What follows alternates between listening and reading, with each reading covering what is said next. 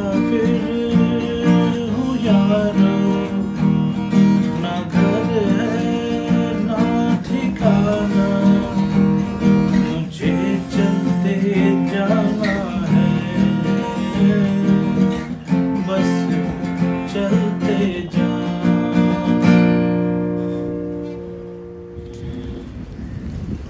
গত পর্বে আমি দেখিয়েছি কিভাবে ঢাকা থেকে যশোর এলাম। নতুন চালু হওয়া রূপালী বাংলা এক্সপ্রেসে করে মাত্র 3 ঘন্টায় ঢাকা থেকে যশোর পৌঁছে গেলাম।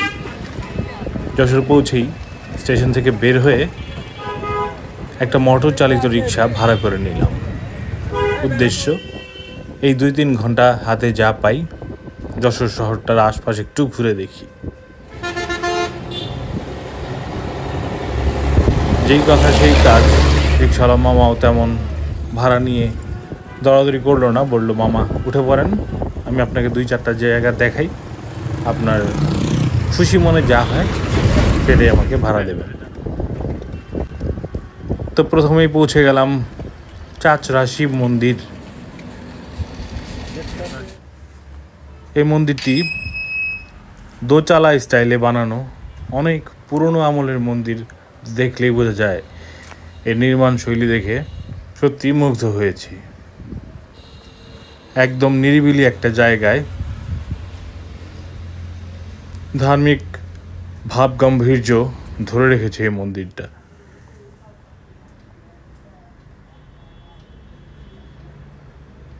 এখানে এখনো শিবের পূজা করা হয়।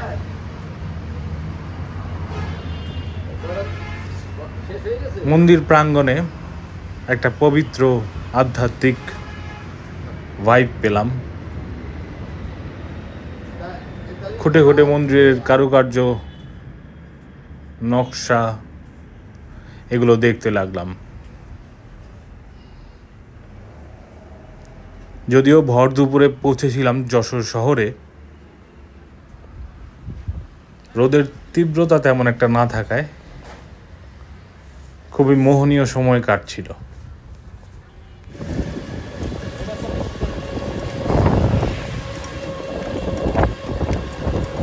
বিদ্যুৎ অফিস না?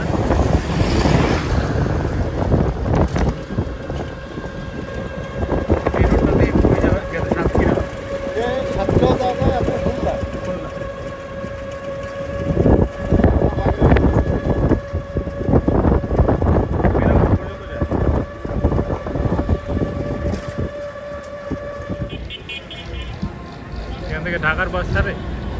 এখান থেকে ঢাকার বাস যাবে। ঢাকার বাস যাবেন আপনার বনের সামনে থেকে, আর রাস্তা করে ওই নিউ মার্কেট। নিউ মার্কেট কত দূর? নিউ মার্কেট ওখান থেকে ধরেন মনের থেকে বেশি দূর নয়, 10-15 minute time, 10-5 minute time.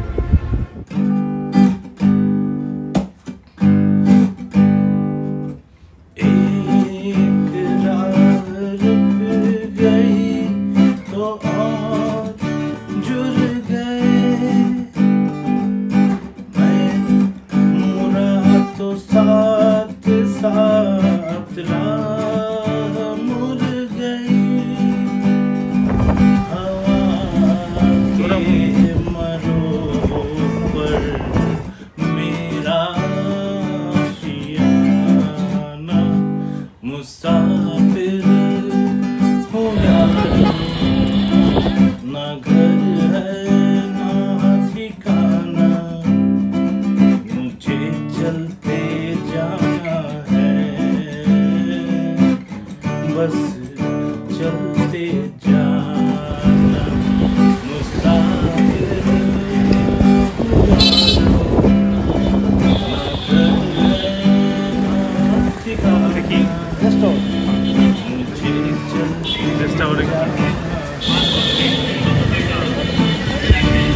Jaber hotel ধরাই দিল না? যশোর জাবের হোটেল ধরাই দিল।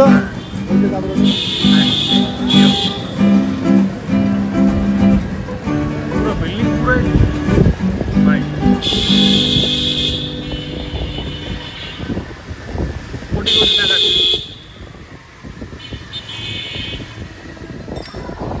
আশেপাশের বিল্ডিং এর ক্ষতি হয়নি? ভান্ডার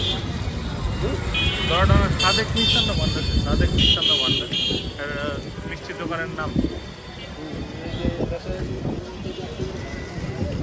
আচ্ছা, আবার আসবো যখন। এটা কালেক্টরেট ভবন না?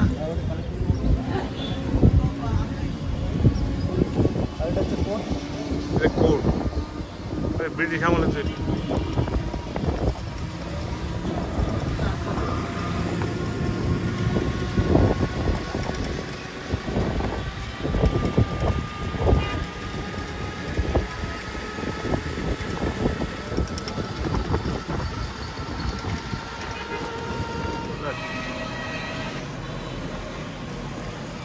এই যে পৌঁছে গেলাম ফাতিমা হাসপাতাল।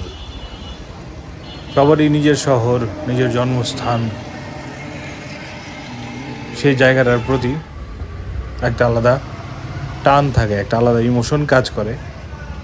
এই ফাতিমা হাসপাতালে আমার স্ত্রীর জন্ম হয়েছিল, আমার সহধর্মিনীর।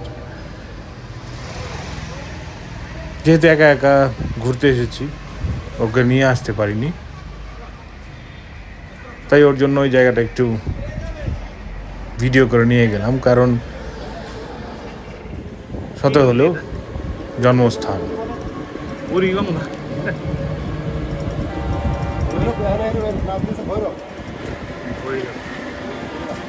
নদীর এই বেহাল দশা কেন? জ্বর ভাটা চলে না তো।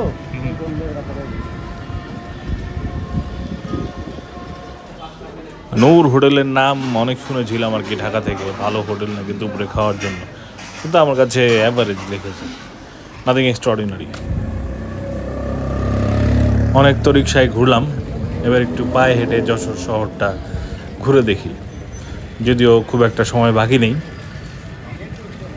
এটা হচ্ছে যশোর কলেজিয়েট স্কুল, এটার নাম আমি শুনেছি অনেক। আমরা যখন এইচএসসির টেস্ট পেপার সলভ করেছি তখন এই যশোর কলেজিয়েট স্কুলের প্রশ্ন সলভ করেছি।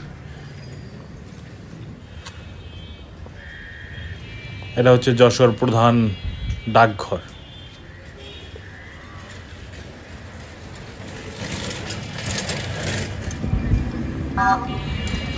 এবার যাচ্ছি দোরাটানায় সেই সাদেক মিষ্টান্ন ভান্ডারে, সাদেক গোল্লা খেতে। এটা মনে হয় জাতীয় ঈদগাহ যশোর। স্ট্রাকচারটা দেখে তেমনই মনে হচ্ছে।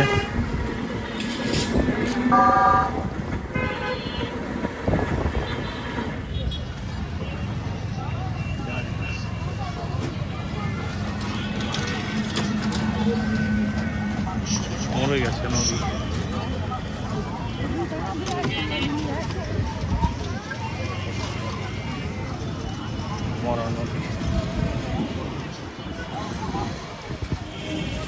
সাদেক গোল্লার খোঁজ করতে করতে চলে এসেছি সাদেক মিষ্টান্ন ভান্ডার দোরাটানা। কিন্তু আফসোস, এখানে এসে সাদেক গোল্লা পাইনি, শেষ হয়ে গেছে। শুক্রবারে নাকি আগে ভাগে শেষ হয়ে যায়। কিন্তু আমি এই যে গুড়ের সন্দেশটা ট্রাই করেছি, আর ওই যে সাদা চমচম, ভালো টেস্টি ছিল। যেহেতু সাদেক গোল্লার অরিজিনাল দোকানের সামনে যেতে পারিনি, এখান থেকেই ট্রাই করতে পারেন। হোটেল ওরিয়ন সবচেয়ে বড় হোটেল দেখলাম, এটা আবাসিক যশোর শহরে। যশোর খাদ্য গুদাম। আমার নেক্সট গন্তব্য রামকৃষ্ণ আশ্রম।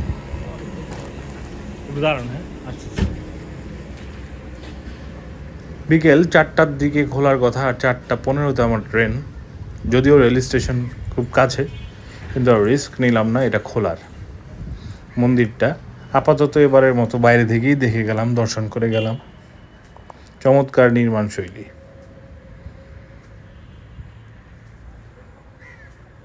যশোরের সবচেয়ে বড় মন্দির মনে হয় এটাই।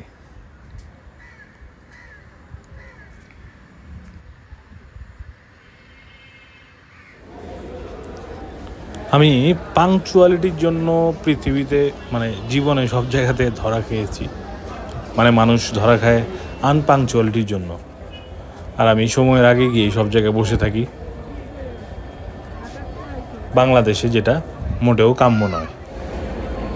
যাই হোক, রেলও কিন্তু মানে যে ট্রেনটা ছিল রূপসী বাংলা এসেছিলাম, আসার সময় টাইমলি ছেড়েছিল, কিন্তু যখন যশোর থেকে ঢাকা উদ্দেশ্যে আর কি রওনা হলো তখন কিন্তু টাইমলি আসেনি। ট্রেন আধা ঘন্টা লেট ছিল। 4:15 ট্রেন 4:45 আসলো স্টেশনে।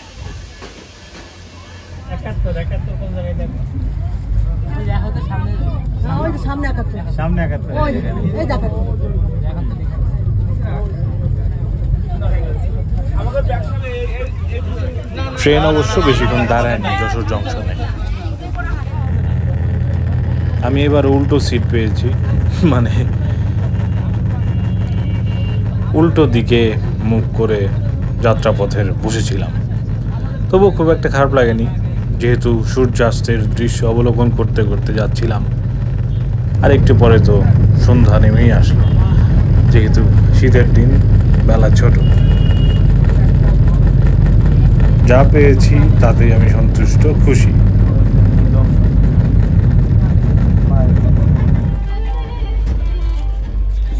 ভাঙ্গা জংশন স্টেশনে যোগদানকারী সম্মানিত যাত্রীবৃন্দ, আসসালামু আলাইকুম। বেনাপোল ঢাকার মধ্যে চলাচলকারী আন্তনগর রূপসী বাংলা এক্সপ্রেস ট্রেনে ভ্রমণের জন্য বাংলাদেশ রেলওয়ের পক্ষ থেকে আপনাদেরকে স্বাগত জানাচ্ছি।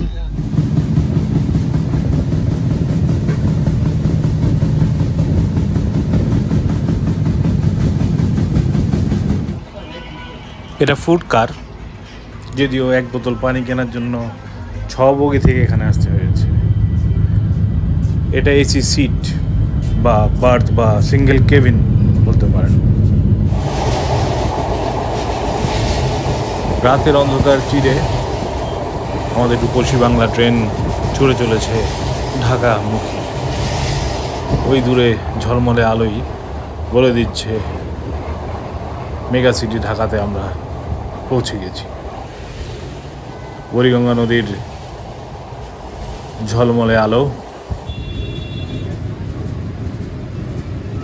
রেল লাইনের দুপাশের অস্থায়ী দোকান, রঙিন ঝকঝকে বাতি, সব কিছু পিছনে ফেলে চলে এলাম কমলাপুর রেলওয়ে স্টেশনে। Home sweet home. যদিও কয়েক ঘন্টার জার্নি ছিল, বাট বাড়িতে ফেরার আনন্দই অন্যরকম। টায়ার্ডনেস খুব একটা নেই, তারপর সারাদিনের জার্নি, কখন বাসায় পৌঁছবো এই তারা আছে। আবার সেই পুরনো ঢাকার দিকেই রওনা হলাম, যেখানে আমার অস্তিত্ব, যেখানে আমার জন্ম।